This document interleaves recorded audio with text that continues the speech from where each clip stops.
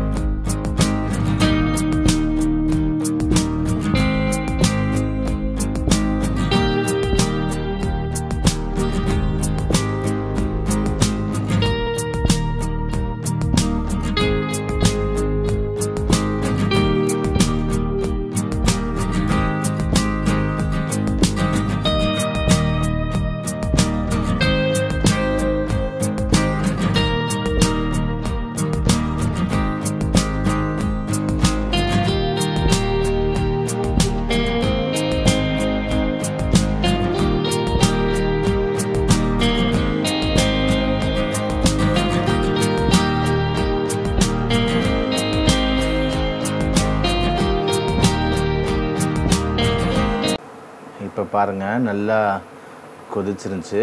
Okay, so இப்போ வந்து நான் கொத்தமல்லி கருவேப்பிலை எல்லாம் போட்டுருவேன். ஸோ இன்னும் அந்த உருளைக்கிழங்கு வேகிறது தான் வந்து உங்களுக்கு கணக்கு. ஓகேங்களா, ஸோ உருளைக்கிழங்கு வந்துட்டாலே போதும். ஆல்ரெடி நமக்கு கறி எல்லாமே நல்லா வெந்துருச்சு. ஓகே, ஸோ இதை நீங்களும் ட்ரை பண்ணி பாருங்கள், கண்டிப்பாக பிடிக்கும். டிஃப்ரெண்ட்டான டேஸ்ட்டு. இன்கேஸ் நீங்கள் நைட்டு இல்லை நெக்ஸ்ட் டே நீங்கள் சாப்பிடணும், நல்லா சூடு பண்ணி வச்சுக்கோங்க. ஏன்னா நம்ம தேங்காய் அரைச்சி ஊற்றிருக்கோம். ஓகே, ஸோ சம்டைம்ஸ் அது கெட்டு போயிடும். ஓகே, நல்லா நீங்கள் சூடு பண்ணி வச்சுக்கோங்க. நல்லா தாங்கும், நைட்டு நெக்ஸ்ட் டே வரைக்கும் தாங்கும். நீங்களும் ட்ரை பண்ணி பாருங்கள் இந்த மாதிரி ஒரு ஸ்டைலில். கண்டிப்பாக இந்த வீடியோ பிடிக்கும். பிடிச்சிருந்தால் லைக் பண்ணுங்கள், கமெண்ட் பண்ணுங்கள், சப்ஸ்கிரைப் பண்ணுங்கள். தேங்க்ஸ் ஃபார் வாட்சிங். பாய்.